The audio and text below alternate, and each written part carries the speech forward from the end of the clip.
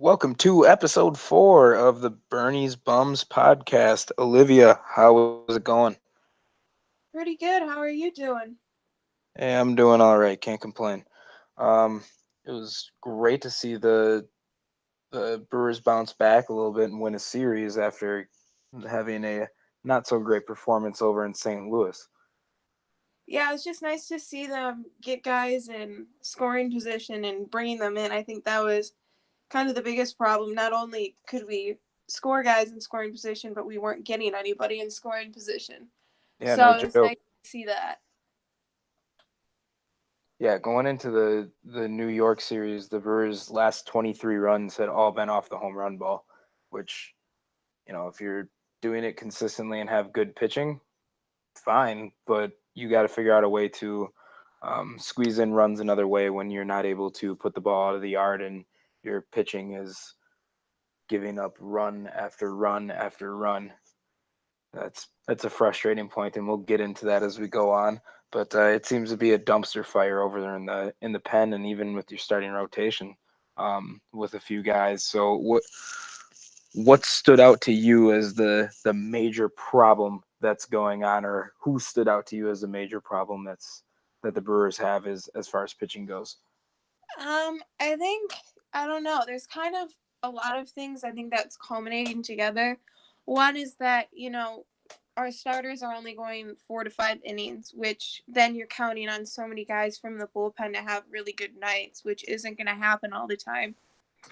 And I think one of the biggest disappointments for me has been Alex Wilson, just from the fact that he was very good in like the first 2 weeks of the season, and then he had a Yeah. really rough appearance, and he hasn't been the same. Kind of almost like the Matt Albers treatment over here. So that's been the one concerning part through it all. Yeah, I'm totally with you there. And then as far as starters, with the whole way that pitching's treated and whatnot, and Council made a point today after the game. He said that he's not worried about pitch count. He's not worried about how many innings guys are throwing. He's worried about situations, and that's how he dictates when um, guys are pulled from the game, which we know that he's viewed pitchers not as necessarily a role, but as an out getter. And when it comes down to it, you have guys that aren't getting outs. When you're rolling out Aaron Wilkerson, who is hitters are hitting over 400 against him in his appearances that he's had. Granted, it's a small sample size over 2 games, and or now it's 3 games, but with about 7 innings pitched, hitters are hitting over 400 off of this guy, and that's usually not something that bodes well for your success as far as winning games. And so I wonder how long he's going to be a part of it. That being said, Kimbrel's got to be in a Brewer uniform. That's at least my take on it. I know there's that whole thought of losing the draft pick and everything like that, and they decided to move a first round pick for Claudio, which I didn't fully get. I don't dislike him, but I didn't fully understand that move.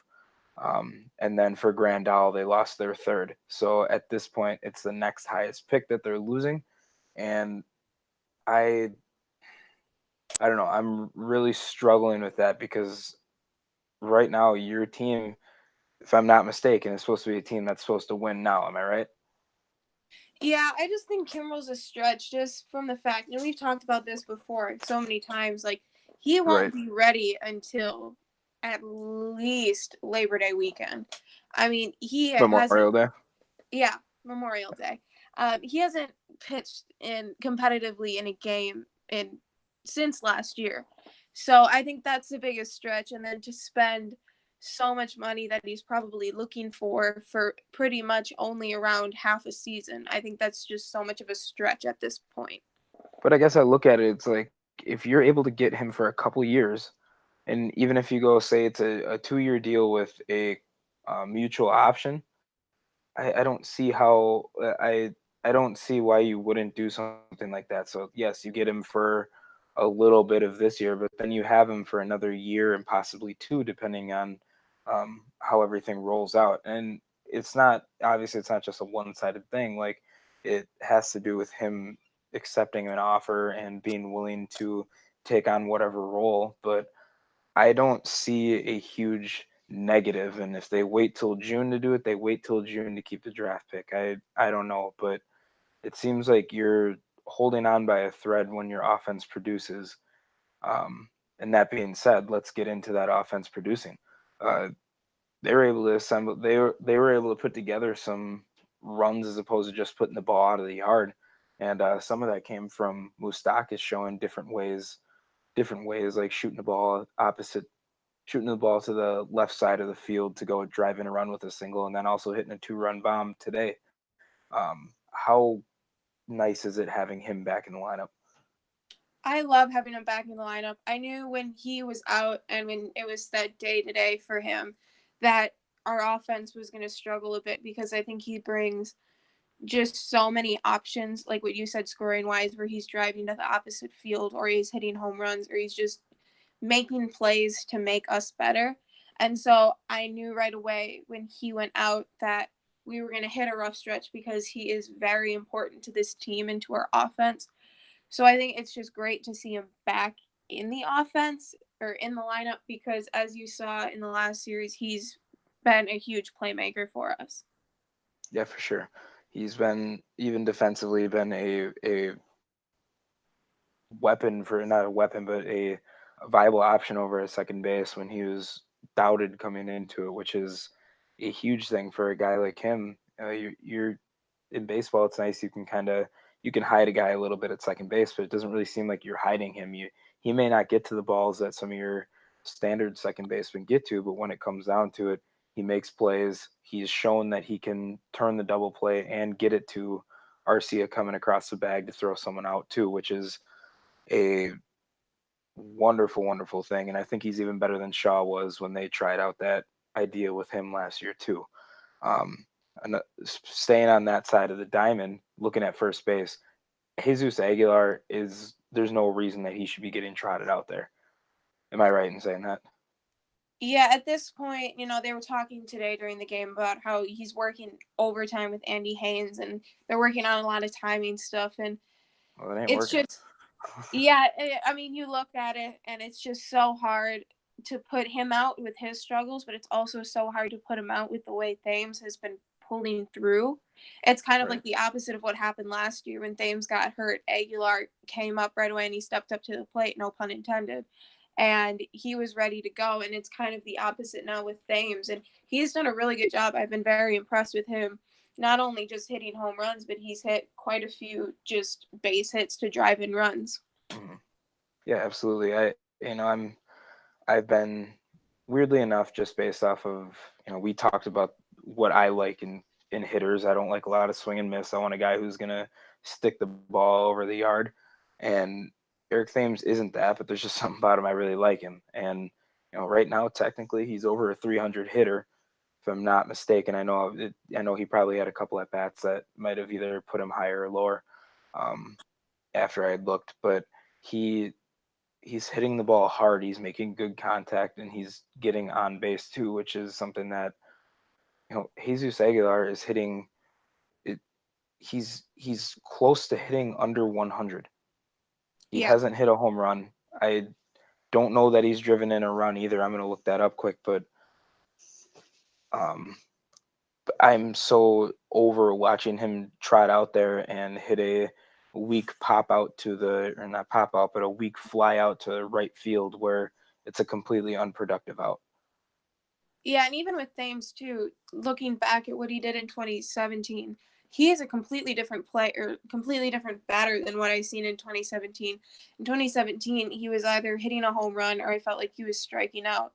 This year, he's been taking longer at bats. He's been driving guys in. He's been taking walks, and I think that's an improvement of him that's helped pushed him into more of a priority at first base over Aguilar.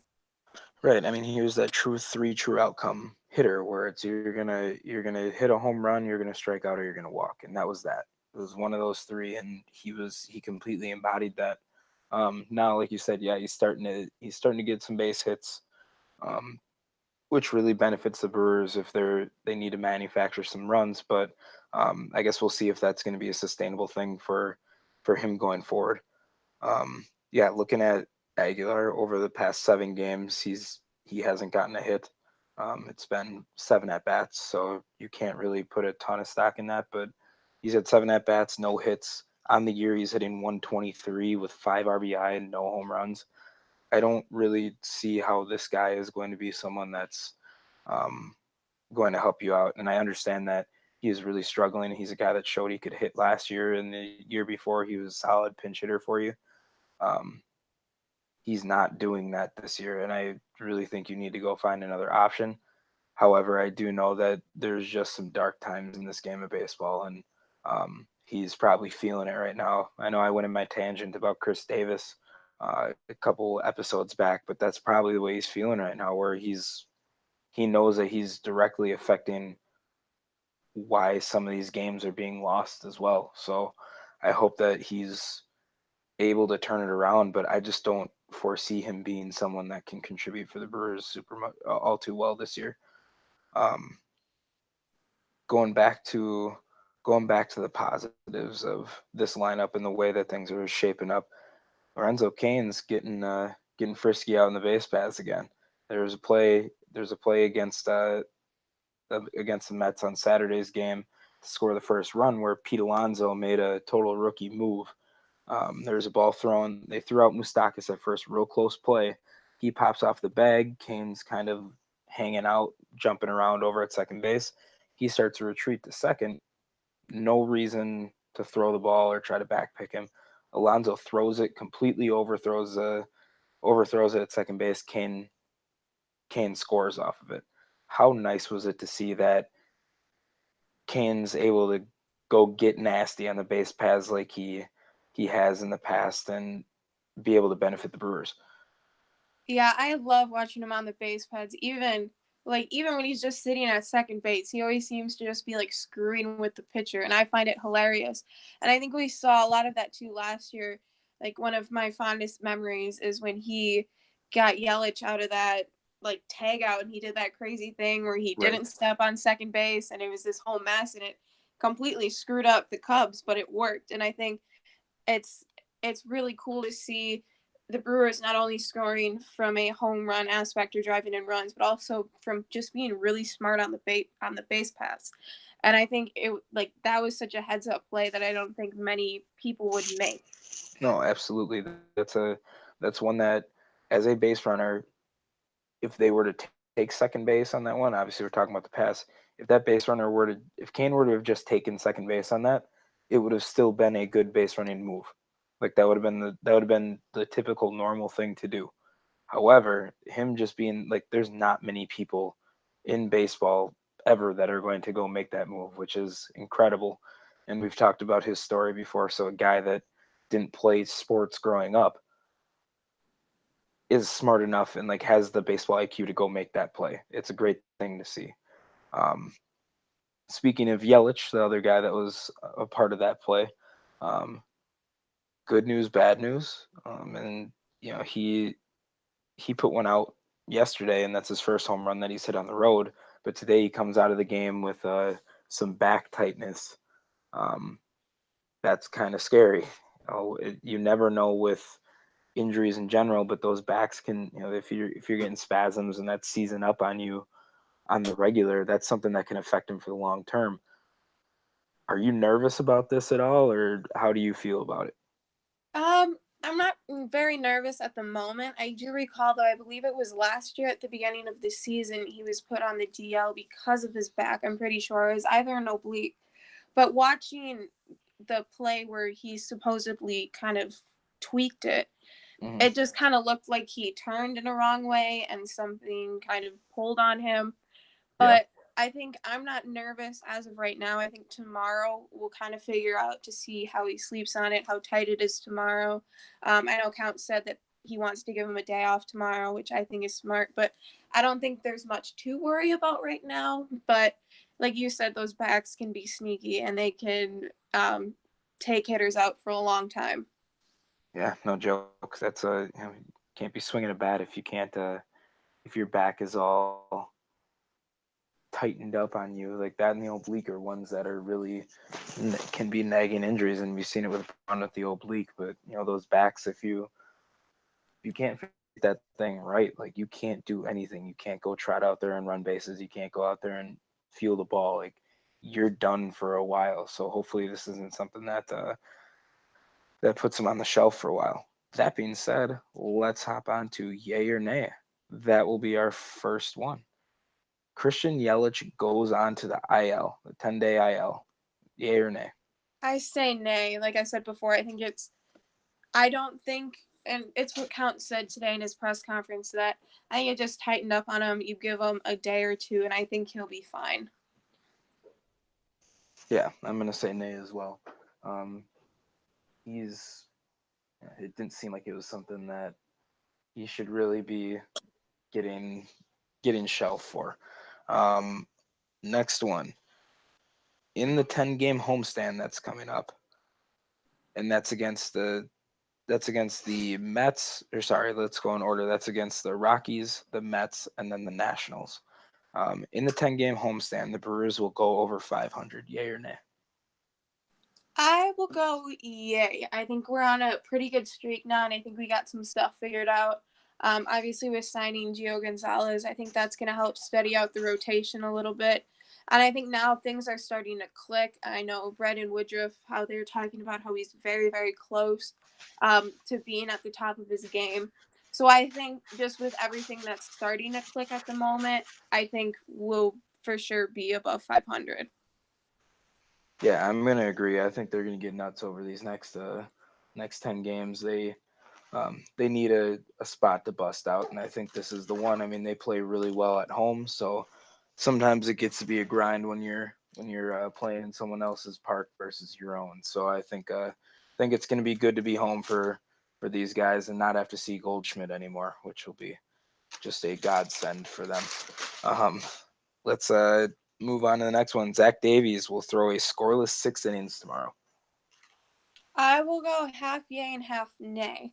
I go yay on the 6 innings. I go nay on the scoreless. I think there'll be one or two that sneak in there, but I don't Mhm. think anything higher than that. But I do think that he's built up the ability to go 6 innings, and he'll have a good solid 6 innings with under 2 runs allowed. I'm gonna go with yay. Actually, I think this is gonna be a an outing that kind of cements himself as I'm here and I'm ready to go this year. Um, I mentioned before I wasn't a huge fan of him, and you told me to jump on the bandwagon. Well, I'm here. I'm bought a first class ticket, and I'm riding in there. So I'm excited to see what he can do, and I think he's gonna have his best start of the year tomorrow. Well, Um, welcome aboard. yeah, thank you. I appreciate it. Next one, Gio Gonzalez records a quality start in his next start. Not as sexy, but at the same time, um, we're trying to be a little realistic here. So, is he going to record a quality start in his next one? My question is, are we going like MLB quality We're going start? MLB quality. We're going MLB quality start. I'm gonna go nay, just because I don't think he'll be able to go as many innings. Just from the fact is he was pretty stagnant for 2 weeks, and I don't think there's really no reason to push him at this point to get him the innings. So that's why I say nay. I'm going to say nay as well, for the exact same reasons. I think he's going to pitch well. Like today, I thought he pitched well. He got touched up a little early, but when it came down to it, he gave up 2 runs and 2 runs in his outing to start it off, and I don't think that that's necessarily a bad thing. Um, he, I think he'll go. I think he'll go 4 or 5, maybe give up a run, but I'm a huge Gio Gonzalez fan. Like I said last week, I was a big proponent of them signing him, and I think that he's going to be someone that I think he's going to be someone that they can utilize and ride as the year goes on, whether that's him starting or whether that's him being in the pen. Um, I'm going to kind of keep going on that a little bit because I'm a proponent for signing Kimbrel as well, and I was listening to I was listening to some audio from Dallas Braden, old pitcher from the Athletics, and he's an analyst for them. And he was saying that Gio Gonzalez signing could be a trial run for them if they were to go get one of these other pitchers. You know, he's a guy that got signed late by the Yankees, and he had to go get ready in AAA for a while. Well, depending on how well he does, depending on how well he does with it, um, that will kind of be a test run for them. Do we think that we can get a guy like this ready to go and be effective for us in the long run? The next topic, Lorenzo Kane will be hitting over 300 by May 15th. Do Yay we or have nay? to use do we have to use batting average? Man, that goes What a do you long want to way use, your end. Olivia? I'm a What do you big want to use? I mean, I'm a big weighted on base average, but let's go with on base percentage, a pretty easy one. I think he's Okay. laying around like a 350. So let's go. His on base percentage will stay. We'll go up to like 360. Why not? His on base percentage right now is 336. So he's 274, 336, 416 with it OPS of 752. So I guess right now he's at 336. Is he going to be? You said 360. Yeah, Okay. Will he be at 360 by May 15th? I say yay. I would completely agree with that. I think on Friday after he hit that double, I believe it was, things really started to click for him, and I think that's when he becomes very dangerous when things click for him. So I say yay. Yeah, for sure. I mean, he'll go through his little stretches where he's got to figure some stuff out. But then I think he's a guy that, yeah, once you catch him in that groove, like it's really hard to stop him. He's a guy that can hit the ball all over the place. He's gonna tick you off because he'll just flip one into right field, like you had talked about with his what he does during BP. He just does what he needs to do to get on base and then cause some uh, cause some chaos there. Um, let's move into the week in review. Who was your highlight player of last week? I have down both Lorenzo Kane and Josh Hader, but since we already kind of talked about Kane, I'll touch on Hader. There's really no words to explain it anymore. He was kind of struggling with the home run ball last week, but as we talked about last week, it's really not that big of a deal. I mean, he's human, but what he was able to do Saturday night was crazy. I mean, he saved the game for us in Yeah, blatant words. Like, he saved the game for us. And like, it's crazy to think that he's coming in at what, 24 years old, and to get six out, he struck out five, and what was it, a fly ball to get out the last one. yeah. I mean, it blows my mind that he can throw. You think about him. You look at their fastballs. I'm going to compare him to Brandon Woodruff. Brandon Woodruff can get up to 97, 98, but you never know it just watching him. Whereas Hader will throw top out what at 96, and Yeah, around there. he's right. He'll top out at 96, but it looks like he's throwing 100. Yeah, it's So like crazy, and it's just insane. it goes along with his release point. I mean, he hides the ball so well. By the time the hitter is able to see the ball, it looks like it's coming at 105 miles an hour just because it comes so quick at you. Well, it's a mixture of that, and then just like how he can change eye level with where he's. I mean, he throws that fastball high, and then that slider is just like it's got so much break to it that it's hard for a hitter to be able to zero in on it. So when he does run into trouble, it's when teams are like, you know what, we're not gonna bite on this slider, especially if it's after some games where he's been struggling to get it across and people recognize when guys are chasing it, so they're just like, we're just gonna wait on it and we're gonna go hit his fastball. That's what we're gonna key on. So, hope hopefully that's something that he can keep rolling and figure out a way to get after. Um, Next thing. Oh, so my highlight player is Eric Thames. We talked about him a lot over the last seven. Eric Thames is Eric Thames is getting real nasty. He's hitting 333 on base half the time with 500, slugging 600 OPS of um, 1.1. So he's got 5 hits and 15 at bats, with only one of them being a home run. Yet he's driven in 5 runs, walked 4 times, struck out 5 times. But um, that's what you're going to get with him. Again, it's something that he's got a lot of swing and miss in him, but at the same time, you see him now putting the ball in play in more ways than just putting it over the fence, which is great. He's making solid contact. So It's been awesome to see that from him. And if he's not your primary first baseman right now, and with him and Grandal mixed in with Pena getting some catching going, and if you're throwing Aguilar in there, like it's gonna be a tough stretch and there's gonna be some tough sledding. But um, I think that needs to be the platoon right now at first base between him and Grandal. Looking at disappointments, who disappointed you this week?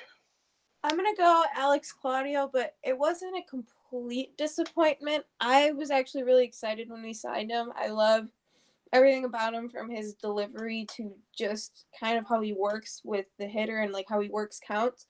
But he's struggled a little bit, and I'll admit that. But that was kind of disappointing to see, because I know that in the future he could be a really key part of our bullpen. Yeah, and I agree with you. I think there's a reason. We talked about the compensation picks. There's a reason there's a reason that he's there. There's a reason that they did what they did to go acquire him. He's weird, but at the same time, I think that he's a guy that they can utilize going forward. Um, my disappointment was Jesus Aguilar, but I don't want to keep harping on him because I'd feel bad. My disappointment, and I'm going to get into him a little more later, is Jolie Chassin. Um, 4 innings pitched against the Cardinals, gave up four runs off of just straight up home runs. I know I've talked about this multiple times about if you get beat by the long ball, you need to limit big plays, and he's a guy that I know we've seen struggles from him before, but he's just not settling back in. It'll be something where he'll be cruising for a bit. He gives up one big hit, and then things start to unravel. Then followed by more home runs. And it's not just him. It's a lot of other. It's a lot of other pitchers as of right now. But that's my disappointment of the week, just because I expect him to be the guy to go as of right now with your team. He's a guy that if I need to go win a game, I'm going to throw Chassin out there. I can't do that right now based on how he is, but that's what I would be. He's the guy that I'd be inclined to toss out there.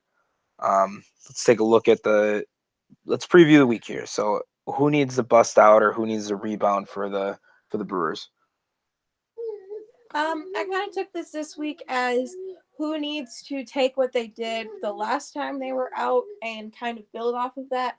So that's why I put Gio Gonzalez down. I think if he's able to build off what he did kind of in the latter innings, what he pitched today, and put that into his next start, because he really settled down after, I think it was like the third inning. He really settled down, and his off speeds were working very, very well. So I think if he's able to take that and put it into his next start, I think we'll be solid. Yeah, I am totally with you there, and I think he will. I'm a firm believer in Gio Gonzalez. He's a consummate professional. I since I talked Chassin in the as a disappointment, I have a feeling he'll bounce back, and I'm hoping he will. I'm gonna go another route. And I'm gonna say Jeremy Jeffress. Jeremy Jeffress is he's a guy that really needs to show who he was before, and hopefully he is the same guy. Velocity's still down. We're not seeing that overpowering stuff that he's got. Um, However, he is he's pitched 2 innings this year. He's struck 3 guys out. He's finding a way to strike guys out. Maybe not the clip that we would like to see, um, but I think that um, he'll be someone that the Brewers need to rely on by the end. So why not start it off now? Um, then let's take a look at who needs to chill out for the opposing teams. So we'll go in order from Colorado and then to the Mets at the end of the week. For Colorado, kind of an easy one, Nolan Arenado. Not only offensively, but if he could let a couple, ground balls sneak into the outfield defensively, that'd be kind of nice as well. And That ain't then, gonna happen with him. yeah, I know. I can dream. I can dream. And then for the Mets is Todd Frazier. He's one who stood out for me from this last series, who kind of beat up on us night after night. So if he could, hit a little slump or something, that'd be nice as well. Yeah, Flava Frage has only hit against the Brewers um, in his past seven. It's he's been hitting 250, but all that 250's come against the Brewers, so that's always frustrating when one guy decides to catch fire. Um, One guy decides to catch fire, and that's him just coming back. Um, I believe off an injury, so it's you're running into him. You're running into him just getting started. So we'll see how he looks when he comes to Milwaukee.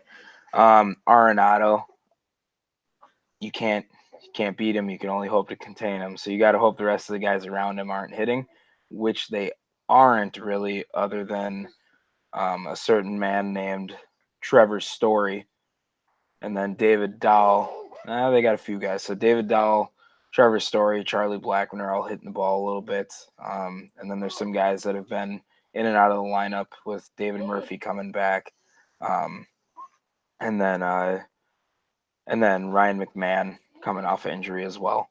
For me though, I'm gonna go Jeff McNeil again for the Mets. That guy's just a good hitter.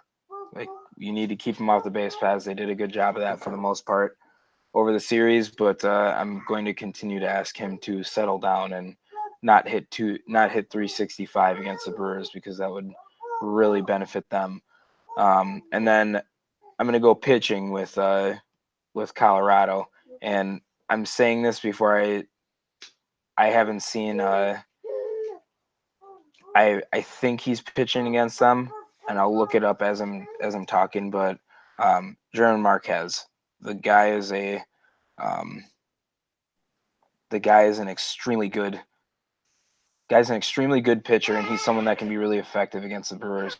I would hope not to run into him. Let me. I'll take a look as we get into the next segment there. So who needs to stay consistent for the Brewers? I'll go with Mike Moustakas. We kind of saw him come back from the injury, and if he can stay consistently well with just getting on base, driving guys in, hitting a little bit of the long ball, if he can stay consistent, I think our offense will stay consistently good. Yeah, absolutely. He will be a huge part of the success. I think kind of as he goes, the Brewers will go a little bit, because he's at this point he was hitting three for him, and that's a big spot for them if they're going to be successful. Um, yeah, and I looking at it now, Marquez is pitching. It'll be Marquez versus Chacin on Tuesday. Um, Tuesday when they play, so that'll be a fun little matchup. Two guys that are actually pretty similar in the way that they play. So um, that's my guys that need to stay consistent. I'm gonna go with two. Chase Anderson needs to stay consistent. He's a guy that, again, I don't think he's gonna leave the rotation, and that's gonna be a really huge thing for the Brewers if he can be the guy that they dropped the bag on a couple of years back, as opposed to the guy that showed up last year. Um, I'm also going to say Jacob DeGrom needs to stay consistent, because they were able to touch him up a little bit, and they're more than likely going to end up seeing him too. So um, why not have him struggle again? Surprise breakout for the Brewers. Who do you got? I got Ryan Braun. I don't know. I Doubling down on it, huh? I feel like he's so close. He's hitting. It's not like he's striking out all the time. He's making contact. He's just a bit off where he's not making hard contact. So I just think he's so close that he needs to break out this week. I'm gonna wholeheartedly disagree with you on that one. I hate to say it. I love me some Ryan Braun, but I think he's about done. I don't know. I'm struggling with it. I think I'm in whatever stage of grieving where that acceptance is at this point. I think he's probably gonna play out his contract, and I really hope he retires. I got to be honest with you. It pains me to watch him struggle through this and hit hit the way he is. I mean, the guy's under 200 right now. You see early season struggles with him, but not like this. I haven't seen him where he can't get around on an inside fastball the way he can now. Everything's the other way. I know he's adjusted some stuff where he lifted one into the Brewers bullpen at home. Good, great, fantastic, but he can't consistently do that anymore, and that's a problem because he's not a like I I'm hurting by it, but I don't think that Ryan Braun can be a guy that you're trotting out every day or even the majority of days. And I think Ben Gamel's probably going to be one of your main outfielders coming up pretty soon if Braun can't find a way to bust out. So I hope you're right. I don't foresee it happening. Um, but my guy, not I guess he's not a surprise breakout, but is Gio Gonzalez. We keep talking about him. Um, he's going to be a guy that's going to be a huge help for him going forward, I believe. But let's change that up. I will go Manny Pena because I think that he's going to be getting more time behind the dish. Grandal has not been impressive back there defensively at all since he's gotten here, and he's living up to what people are saying about the pass balls, even though the thing is a lot of them are marked down as wild pitches.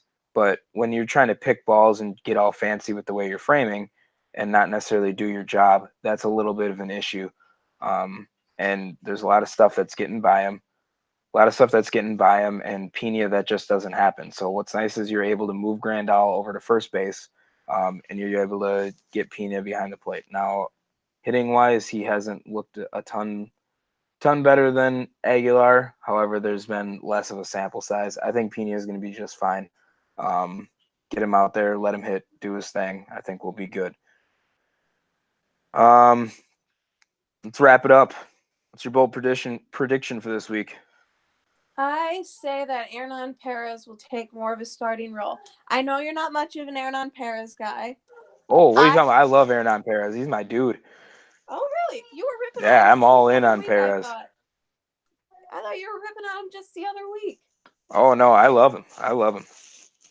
I think with I mean, we've all seen Shaw struggle at the plate and we've all, chose not to look at his at bats. So I think with Mhm. that plus just what he does off or defensively, I mean, he adds on to what RC is able to do defensively and those two just play off of each other and it's really cool to see that. So I think with that, he will take more of a starting role in the upcoming weeks. Yeah, I mean that'll be interesting, especially maybe they do a platoon type deal. I mean, Shaw's hitting 191. I know again you're not talking average, but I think that's still a pretty good indicator of him just not hitting the ball at all. He's hit 4 home runs and he has 8 RBI. Like that's not something that's gonna keep you in a lineup. Whereas Perez himself has 3 home runs, 6 RBI, and he's doing that coming off the bench. So um, that's not necessarily a good thing for Shaw's prospects on playing. Maybe they do a platoon situation, like a legit platoon situation between the two. Shaw's struck out a ton this year too, which is in about a third of his at bats he's Kang, and that's not a productive at bat. Whether even though there's a lot of people that don't care about that stat anymore, it's something that's not helping you out in the least. So I don't disagree with you that Perez might be getting more reps than he normally would be. Which, if the Brewers are starting Perez, I like him and he's a guy that can come in. If you're relying on him to start, I'm not sure how competitive you're being at that point though. So we'll see what happens. Um, my prediction, I think a lot of guys are going to snap out of it a little bit. You're starting to see some of the guys that like seeing in Ben Gamble, you're seeing in Eric Thames, you're seeing Mustakis start to hit the ball a little bit, Kane start to turn around a little bit. I think they're going to get crazy over this road trip, and I think or over this home stand, and they're about to take 8 out of 10. Um, Book it, it's happening. 8 out of 10 or more. So I think you're gonna. I think we're gonna see them sweep Colorado, and then um, they're going to drop one to both the Mets and the Nationals. But I feel good about the outlook of this homestand. They needed to get home again, and I think this is something that's only going to help them out. All right. So, anything on your end? Any housekeeping things? I mean, I can just say, back to my bold prediction of last week, if I can give myself a little pat on the shoulder, I said that everything was Yeah, gonna go be ahead. I said that everything was gonna be all right, and look at how things are turning out. So Yeah, it looks just like they're putting turning that around. out, I think we can all take a deep breath here, enjoy some baseball because it's gonna be around a while. Yeah, I agree. I mean, obviously, it's not the best seeing the Cubs starting to creep up a little bit, but you can only control yours, right? You can't get the Cubs to lose unless you're playing against them. So um, we'll see. It'll be interesting going forward. I think this will be a good week for them, though.